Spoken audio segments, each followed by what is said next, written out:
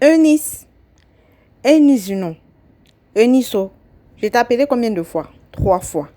Chilo, la valeur ajoutée t'interpelle ici. Elle te demande de te reposer parce qu'il y a une maladie qu'on appelle éclampsie, une maladie mortelle pour les mamans enceintes en début de grossesse qui ne se repose pas assez. Donc, cela peut provoquer la mort de la jeune maman. Donc, Chilo, la valeur ajoutée t'interpelle ici. Elle te demande de te reposer. Elle interpelle également tes managers. Elle interpelle également tes promoteurs pour t'encourager à te reposer au maximum. Nous ne savons pas encore si c'est vrai ou pas, si tu es enceinte, mais Chilo, la valeur ajoutée t'interpelle et te demande de te reposer au grand maximum pour le bien-être de ton enfant ainsi que pour ta santé. Donc, les amis, nous disons encore ici une fois de plus que nous n'avons pas la confirmation qu'Eunice Junon soit enceinte. Nous ne savons pas sur quelle base Chilo, la valeur ajoutée, a fait cette vidéo, mais toujours en est-il que, voilà, elle interpelle Eunice Junon de se reposer au maximum pour éviter l'éclampsie. Donc, laissez vos avis en commentaire et continuez de partager les vidéos que nous postons car c'est grâce à vous que la communauté de Buzz Magazine ne cesse de s'agrandir. Donc, nous comptons sur votre soutien pour partager au maximum nos vidéos. On se dit à la prochaine pour une autre vidéo. Portez-vous bien et prenez soin de vous. Partagez cette vidéo afin que Eunice Junon la reçoive. Et à la prochaine. Éviter les morts dans les hôpitaux, des morts après l'accouchement. Voilà, on a tendance à dire, ah, elle était bien, elle a fini d'accoucher, elle était bien, puis on ne sait pas. Ça tue beaucoup. Donc, s'il vous plaît, partagez au maximum. Merci beaucoup. Donc, l'éclampsie, il s'agit de crises convulsives potentiellement fatales provoquées par une hypertension artérielle intracrânienne chez la mère, l'hémorragie cérébrale qui est la cause principale du décès des mères, l'insuffisance rénale chez la mère. Donc, vous voyez un peu, c'est quelque chose qui est très, très, très, très grave. Donc, ne passez pas à côté. Allez faire vos examens. On dit comment soigner l'éclampsie. Voilà, l'éclampsie, ce sont des traitements de la crise d'éclampsie. Le traitement d'une crise d'éclampsie consiste à dégager les voies respiratoires pour éviter l'asphyxie, à administrer un médicament contre les convulsions, et à programmer un accouchement par césarienne en urgence dès la fin de la convulsion.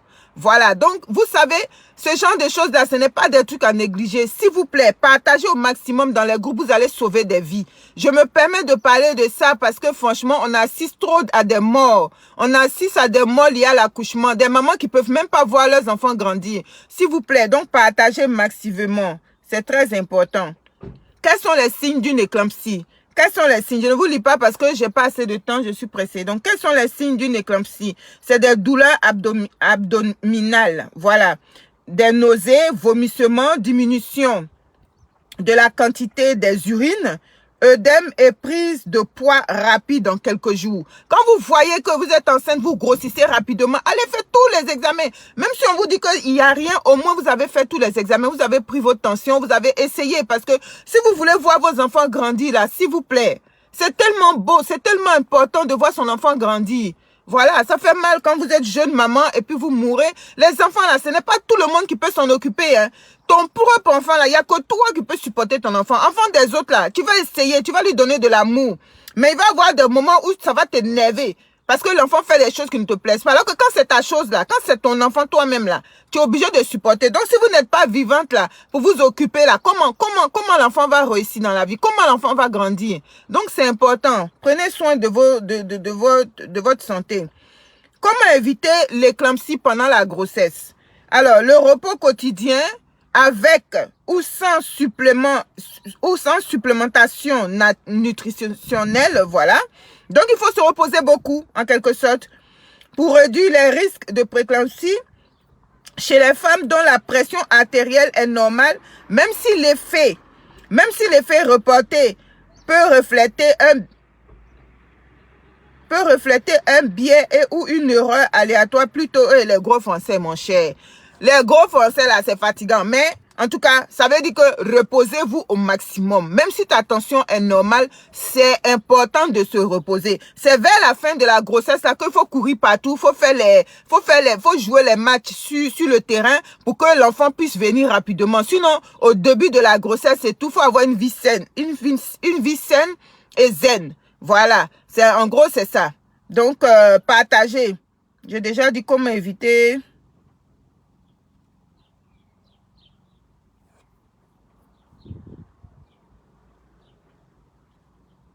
Alors voilà, on dit comment éviter l'éclampsie. Donc voilà, comment éviter l'éclampsie, c'est la prévention de l'hypertension gravidique et de la préclampsie réside avant tout dans la surveillance mensuelle de la femme enceinte. Voilà, il faut vous surveiller parce qu'au jour d'aujourd'hui, là, c'est ce qui fait que les femmes, elles sont moins accouchées même normalement. Et puis les enfants sont pas bien, quoi. Ils ont des anomalies, ils sont pas alors qu'ils n'ont pas surveillé. Donc, c'est vrai que c'est pas facile. Les moyens sont pas là. Mais en tout cas, essayez, comme vous pouvez, de faire suivre votre grossesse, c'est important.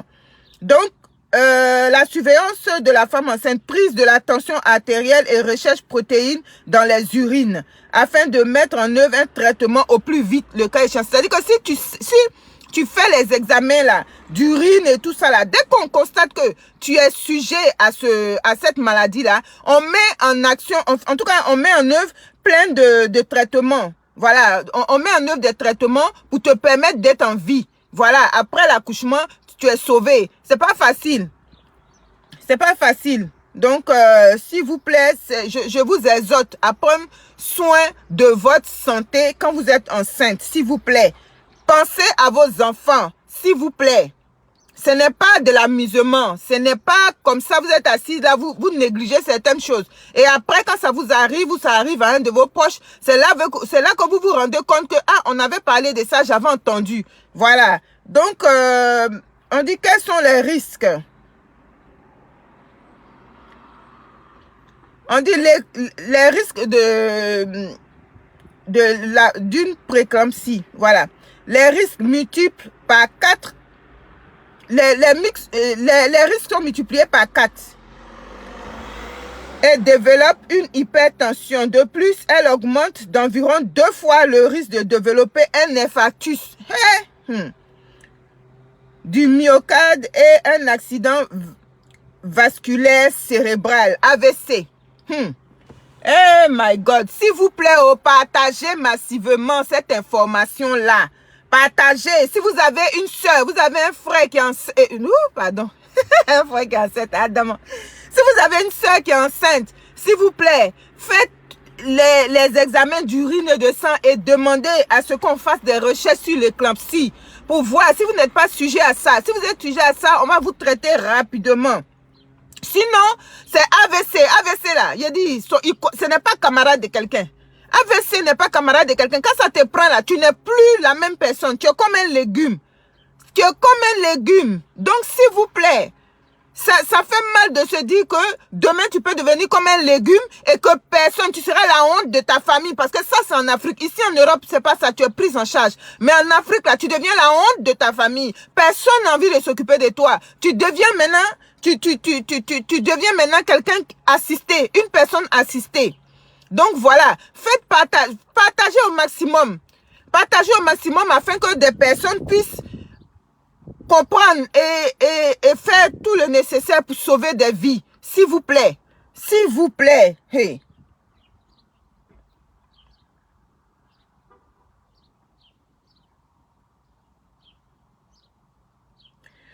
Donc, voilà, je vous ai donné les signes. Les signes, ça veut dire que tu urines beaucoup, il y a une élévation de la pression artérielle, c'est-à-dire que ta tension monte rapidement. Il y a beaucoup de petits signes qui font qu'il faut aller prendre, tu grossis rapidement et tout ça. Il faut aller prendre rapidement un rendez-vous. Donc, après la 20e semaine, donc dans un mois, il y a 4 semaines. Dans un mois, il y a 4 semaines. Donc, après à peu près 8, ça fait 2 mois. 12, ça fait 3 mois. Avec 4e mois comme ça, il faut aller faire les examens. Voilà, si vous avez une sœur qui est enceinte, une tante et tout ça, en tout cas, souciez-vous, parlez-lui de l'éclampsie. Dites que c'est très grave, c'est une maladie qu'on peut sauver, on peut sauver des vies si on s'y prend tôt. Voilà, c'est très, très important. Donc, faites passer le message. Il y a vraiment, vraiment, vraiment beaucoup de nos jeunes sœurs qui sont dans les hôpitaux, qui meurent. qui meurent, on ne sait pas, on met ça sur les sorciers, on met ça sur les sages-femmes, on met ça sur les médecins, on dit oui, elle s'est pas occupée. Non, si vous avez fait ça, alors que la personne, elle est enceinte et elle n'a pas pris ses dispositions, elle n'a pas fait le nécessaire pour éviter la mort. Et quand l'enfant naît, l'enfant est bébé, tout le monde le veut, mais après, l'enfant souffre de main en main. Finalement, l'enfant se retrouve dans les rues, l'enfant se retrouve à errer dans les rues, il devient un agresseur, il devient comment on les appelle là, des enfants en conflit avec la loi. Donc, sincèrement dit, sauvons des vies avant qu'il ne soit trop tard. C'est tellement beau de voir ces enfants grandir. C'est tellement beau de voir ces enfants aller à l'école, manger, être heureux. C'est tellement beau plus tard de pouvoir voir ces petits enfants. Donc, s'il vous plaît, partagez ce direct là au maximum. Soutenons-nous vivants. Aidons-nous vivants. Voilà, donc je vous ai dit, il y avait l'événement de notre sœur Eunice Junon. Donc, je vais rentrer en contact avec son staff. Je vais prendre quelques places, voilà. Pour ceux de l'Union des comédiens et blogueurs qui veulent y aller, je prendrai quelques places et aussi aux personnes qui nous suivent, qui vont taguer la page Union des blogueurs et jeunes comédiens.